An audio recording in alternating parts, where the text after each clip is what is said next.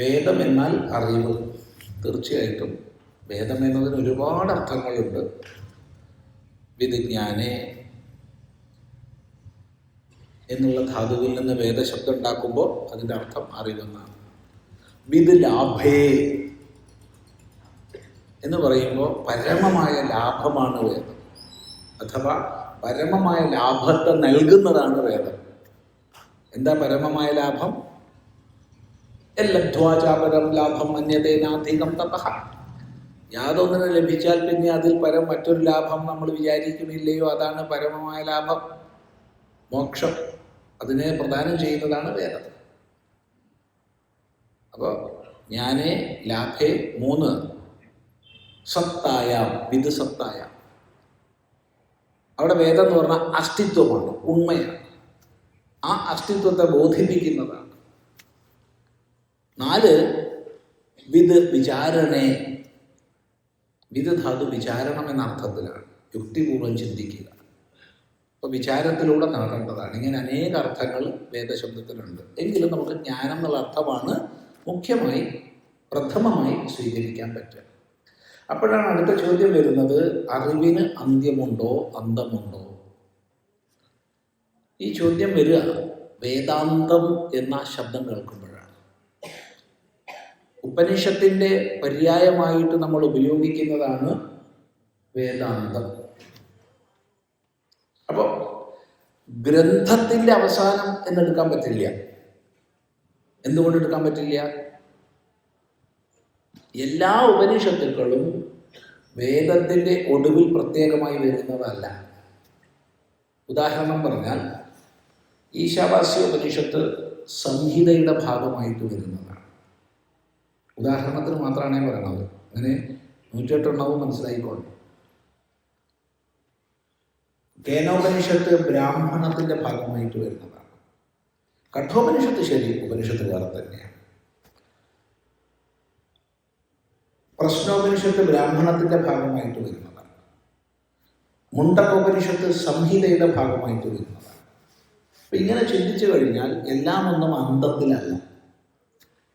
എന്നാലും വേദാന്തം എന്നുള്ള പേര് ഉണ്ട്. അപ്പം പിന്നെ എന്താ അർത്ഥം? അറിവിൻ്റെ അറ്റം എന്നാണ് അർത്ഥം. അപ്പോഴാണ് ചോദ്യം വരിക, അറിവിന് അറ്റമുണ്ടോ? അറ്റമുണ്ടോ? ലോകം മുഴുവൻ ഈ നിമിഷവും പഠിച്ചുകൊണ്ടിരിക്കുകയല്ലേ?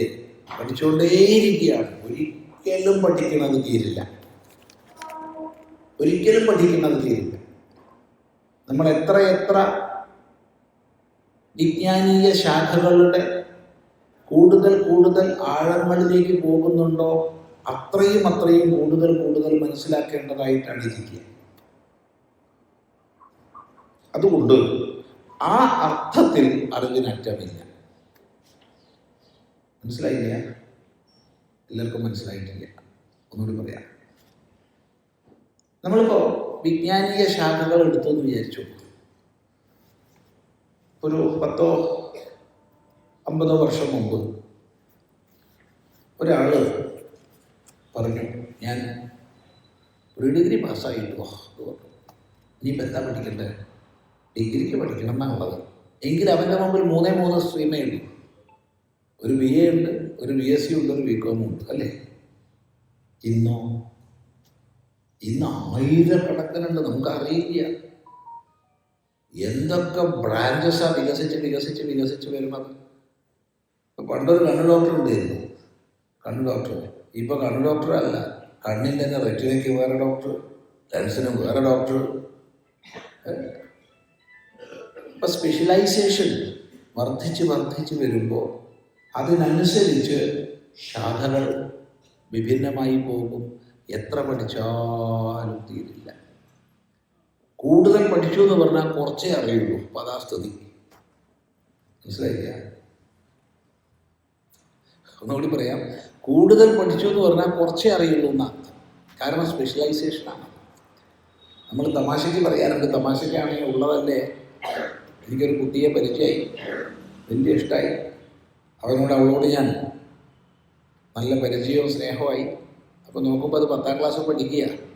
10ാം ക്ലാസ് പഠിക്കുമ്പോൾ മോളെ നിനക്ക് എന്തൊക്കെ അറിയാം എന്തൊക്കെ വിഷയം നീ പഠിക്കുന്നുണ്ട്? സ്വാമി എനിക്കെല്ലാം അറിയാം. ഇംഗ്ലീഷ് പഠിക്കുന്നുണ്ട്, മലയാളം പഠിക്കുന്നുണ്ട്, ഹിന്ദി പഠിക്കുന്നുണ്ട്, സംസ്കൃതം പഠിക്കുന്നുണ്ട്, കണക്ക് പഠിക്കുന്നുണ്ട്, സാമൂഹ്യ പഠനങ്ങൾ പഠിക്കുന്നുണ്ട്, സയൻസ് പഠിക്കുന്നുണ്ട്. പഠിക്ക്, നീ നല്ലോണം പഠിക്കിട്ടോ. ഞാൻ പറഞ്ഞുകൊണ്ടൊന്നുമല്ല, അവൾ നല്ലോണം പഠിച്ചു, അവൾ നല്ലോണം പഠിച്ചു. ഇപ്പോൾ കേട്ടു +2 അപ്പോൾ ഞാൻ വിചാരിച്ചു കൂടുതൽ അറിയുണ്ടാവും.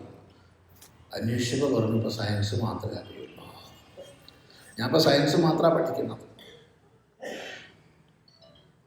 ശരി, ചുരുങ്ങിയില്ലേ, വല്ലാതെ എന്ന് മനസ്സ് പറഞ്ഞു, സങ്കടം. പുറത്ത് നന്നായി കാണിച്ചു. പഠിക്കേ നല്ല പഠിക്കിട്ടോ. 3 കൊല്ലമായി.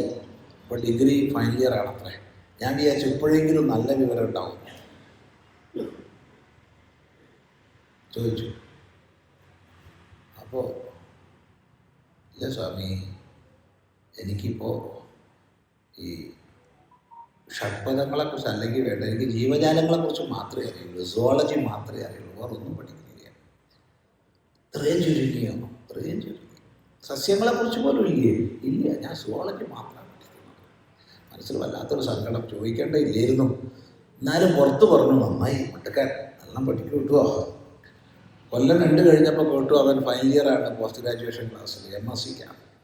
അപ്പം ഞാൻ വിചാരിച്ചു എല്ലാം അറിയുണ്ടാവും, വിവരം കൂടിയിട്ടുണ്ടാവുമല്ലോ. അപ്പോൾ അന്വേഷിച്ചപ്പോൾ പറഞ്ഞെന്താണെന്നറിയോ, എല്ലാ ജന്തുക്കളെക്കുറിച്ചൊന്നും എനിക്കറിയില്ല, ഞാൻ ഷഡ്പദങ്ങളെക്കുറിച്ച് മാത്രമാണ് പഠിക്കുന്നത്, ആർത്രോപോഡകളെക്കുറിച്ച്. ഓ, അല്ലാത്തൊരു സങ്കടം. എന്നാലും പുറത്ത് പറഞ്ഞു മുട്ടക്കാരൻ നല്ലോണം പഠിക്കിട്ടുമോ.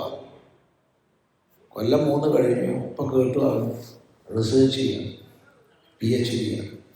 അപ്പം ഞാൻ വിചാരിച്ചു ഡോക്ടർ ഓഫ് ഫിലോസഫിയൊക്കെ അല്ലേ ആവാൻ പോണത്, അപ്പം വിവരം കൂടുതൽ ഉണ്ടാവുമായിരിക്കും വിചാരിച്ചു. ചെന്ന് ചോദിച്ചപ്പോൾ അവൻ പറഞ്ഞത്, സ്വാമി ഞാൻ MSCക്ക് പഠിച്ചപ്പോൾ ഒരു പ്രത്യേകതരം പാറ്റയെക്കുറിച്ച് പഠിച്ചിരുന്നു. അതിൻ്റെ മുൻകാലിന് എത്ര രോമമുണ്ടെന്ന് ഞാൻ ഗവേഷണം ചെയ്തു.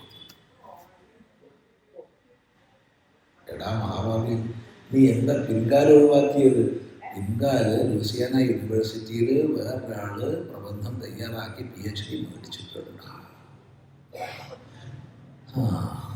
നീ നന്നായി പഠിക്കുമെന്ന് പറഞ്ഞു. ഇനി മേലിൽ ഞാൻ അവൻ്റെ അടുത്ത് പോകില്ല എന്ന് ഉറപ്പിച്ചു. ഇത് തമാശയ്ക്ക് പറയുകയാണെന്ന് തോന്നും. ഇതാണ് നമ്മുടെ ഇന്നത്തെ ഒരു സ്പെഷ്യലൈസേഷൻ്റെ ദോഷം. ഗുണമുണ്ട് കേട്ടോ, സ്പെഷ്യലൈസേഷൻ കൊണ്ട് ഗുണമുണ്ട്. കാരണം ഒരു വിഷയത്തെ കൂടുതൽ ആഴത്തിൽ പഠിക്കാൻ പറ്റും എന്നുള്ളത് സ്പെഷ്യലൈസേഷൻ്റെ ഗുണമാണ്. പക്ഷേ ഇങ്ങനെ ചിന്തിച്ചാൽ ഒരിക്കലും അറിവിനറ്റുണ്ടാവില്ല. പഠിക്കുന്തോറും പഠിക്കേണ്ടതായിട്ടാണ് ഇരിക്കുന്നത്. പിന്നെ എങ്ങനെയാണ് വേദാന്തം എന്ന് പറയുന്നത്? ചോദ്യം. 2 ഉത്തരമുണ്ട്. ഒന്ന്, ഒന്നാമത്തെ ഉത്തരം നോക്കൂ, അറിയപ്പെടുന്ന പദാർത്ഥങ്ങളെക്കുറിച്ചുള്ള അറിവിന് അറ്റുണ്ടാവില്ല. ഇപ്പം പറഞ്ഞതൊക്കെ അറിയപ്പെടുന്ന പദാർത്ഥങ്ങളെക്കുറിച്ചുള്ള അറിവാണ്, ദൃശ്യത്തെക്കുറിച്ചുള്ള അറിവാണ്. ഇവയെ മുഴുവൻ കണ്ടറിയുന്ന ഞാനാര്? ഇവയെ മുഴുവൻ അനുഭവിക്കുന്ന ഞാനാര്? ഇവയെ മുഴുവൻ അറിയുന്ന ഞാനാര്? ഞാൻ ഏകനാണ്, ഞാൻ പലതില്ല. ആത്മാ ഏകമാണ്. ദൃക് സ്വരൂപം ഏകമാണ്, ദൃശ്യം നിരവധിയാണ്. ദൃശ്യത്തെ സംബന്ധിക്കുന്ന അറിവിന് അറ്റമില്ല, അവിടെ വേദാന്തം ഇല്ല. എന്നാൽ ദൃക്കിനെ, എല്ലാത്തിനെയും അറിയുന്നവൻ ഞാൻ. ആ എന്നെക്കുറിച്ചുള്ള അറിവ് വേദത്തിൻ്റെ അറിവിൻ്റെ അന്തം, ഏകം. ഇതാണ് ഒരു വ്യാഖ്യാനം.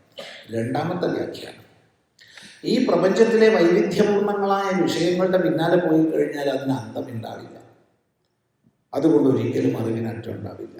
എന്നാൽ എല്ലാ പദാർത്ഥങ്ങളും ആത്യന്തികമായി നിലകൊള്ളുന്നത് ഉണ്ട് എന്ന ഉണ്മയിലാണ്. ഉണ്മയാണ്.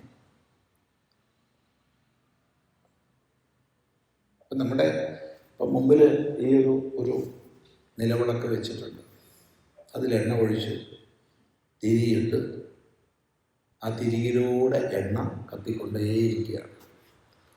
നമ്മൾ വിഡ്ഢിത്തം പറയാറുണ്ട്, വിളക്ക് കത്തിച്ചു ഇല്ലേ? വിളക്കാരെങ്കിലും കത്തിക്കാറുണ്ട്? പൈസ കൊടുത്ത് വാങ്ങിയ വിളക്ക് കത്തിക്കുക. വിളക്ക് കത്തിക്കണമെന്നില്ല, നമ്മൾ എണ്ണയാണ് കത്തിക്കണത്. എന്നാലും വിളക്ക് കത്തിച്ചെന്ന് പറയും, ഇരിക്കട്ടെ. ഈ വിളക്ക് അവിടെ ഉണ്ട്. ഞാൻ സങ്കല്പിക്കുന്നു ഈ വിളക്കുണ്ട്. ഈ വിളക്കൊരു 5 കിലോഗ്രാം ഉണ്ടെന്ന് സങ്കല്പിക്കുന്നു. 5 കിലോഗ്രാം ഓട് കൊണ്ടുണ്ടാക്കിയ വിളക്കാണ്. അപ്പോൾ ഓട്ട് വിളക്ക് അല്ലെങ്കിൽ ഓട് വിളക്ക്. എത്ര കിലോഗ്രാം ഓടുണ്ട്? 5. എത്ര കിലോഗ്രാം ആണ് ഓട്ടുവിളക്കിൻ്റെ തൂക്കം പറഞ്ഞത്? 5. എത്ര കിലോഗ്രാം വിളക്കുണ്ട്? 0. വിളക്കിന് തൂക്കമില്ല. 5 കിലോഗ്രാം ഓട്, 5 കിലോഗ്രാമാണ് ഓട് വിളക്കിൻ്റെ തൂക്കം. പക്ഷെ വിളക്കിന് തൂക്കമില്ല. പിന്നെ ആ തൂക്കം ഏതാ? ഓടിൻ്റെ തൂക്കമാണ്.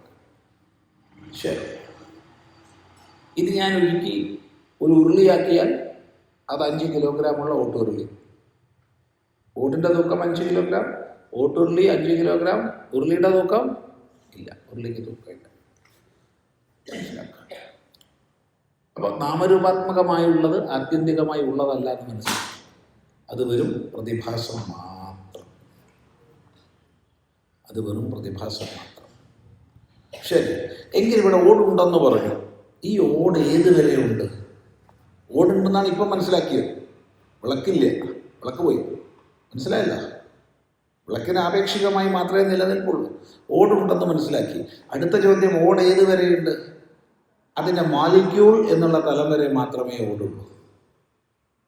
മാലിക്യൂൾ കഴിഞ്ഞ് താഴേക്ക് പോയാൽ ഓടില്ല.